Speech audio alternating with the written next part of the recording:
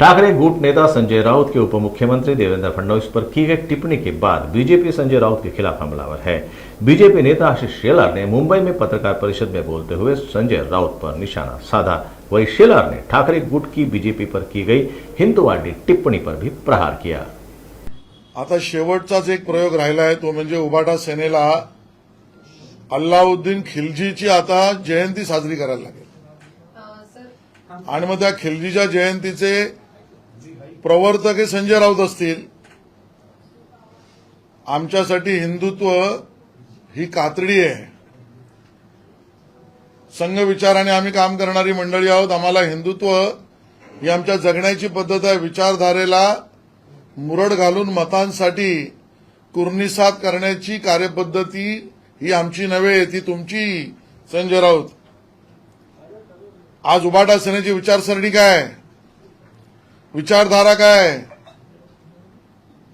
आज या मुंबई शहरावर जे अरिष्ट आलेलं आहे,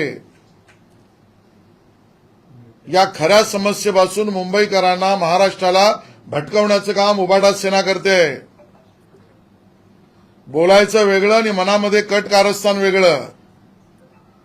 मुंबई कोणाच्या घशात जाते म्हणून विकासकांची नावं घ्यायची, पण खऱ्या अर्थाने मुंबई आणि एमएमआर रिजन मध्ये काय चाललंय? त्या उरणमध्ये क्रूर हत्या केलेली आमची बहीण शिंदेताई आणि इकडे आमचा हिंदुत्ववादी कार्यकर्ता धारावीतला अरविंद, कोण आहेत आरोपी यामध्ये? तुम्ही आम्हाला प्रश्न विचारता म्हणून संजय राऊत उत्तर द्या। यातले आरोपी कोण आहेत? त्या शिंदेताईंच्या इथे कोणतरी दाऊद शेख आहे।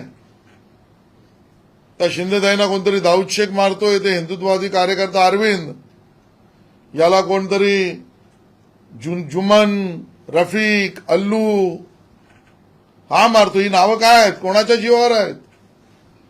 यांना एवढा कॉन्फिडन्स कुठून आला? उबाटा सेना आणि ही जी हिरवी पिलावळ आहे हे एकमेकाला पूरक आहे, यांची आघाडी आहे।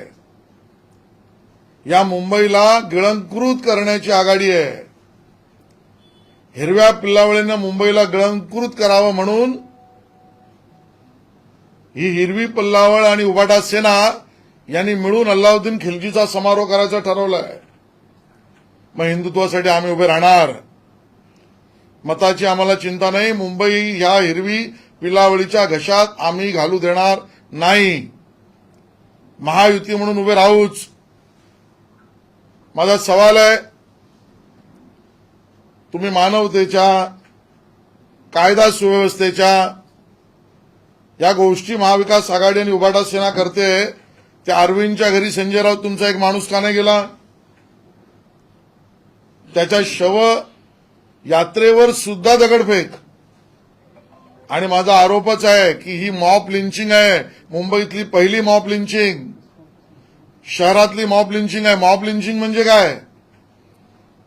एका जमावाने स्वतःच पनिशमेंट, त्या ठिकाणी शिक्षा द्यावी, कायदा हातात घेऊन, त्याला मॉब लिंचिंग म्हणतात। ही व्याख्या आहे मॉब लिंचिंगची। अरविंदच्या केसमध्ये काय झालंय? अरविंदच्या केसमध्ये तो एका अनधिकृत बांधकामाची तक्रार करतो। तू तक्रार का केलीस म्हणून हिरवी पल्लावळ उठते। त्याला आणि त्याच्या मित्रांना मारतात, कायदा हातात घेतात, जणू काही शिक्षा द्यायचा अधिकार त्यांनाच आहे। तो अरविंद आणि त्याचे सहकारी पोलीस स्टेशनमध्ये गुन्हा दाखल करतात। तू पोलीस स्टेशनमध्ये का गेला? निर्णय करण्याचा अधिकार आम्हाला आहे, तो जमाव ठरवतो, हा अल्लू पल्लू टल्लू जी आहेत, आणि मग ते त्याचा खून करतात। ही मॉब लिंचिंग आहे। ही सगळी मंडळी आता गप्प काय आहेत? अरविंदच्या मॉब लिंचिंगवर केवळ आरोपींची नावं अल्लू, रफीक, जुमन ही आहेत म्हणून गप्प आहेत का? आणि म्हणून संजय राऊत आणि उद्धवजी, तुमची जी भूमिका देवेंद्रजींच्या विरोधामध्ये निपटवून टाकण्याची आहे, तो यातलाच एक भाग आहे, वेगळी घटना नाहीये। ही एक साखळी आहे। तिथे योगीदास शिंदेचा खुनी दाऊद, इथे अरविंदचे खुनी, हे सगळी मंडळी, आणि मग दुसऱ्या दिवशी उद्धवजी म्हणतात की गृहमंत्र्यांना मी निपटून टाकीन, तू किंवा मी। कोणाला बळ देण्यासाठी?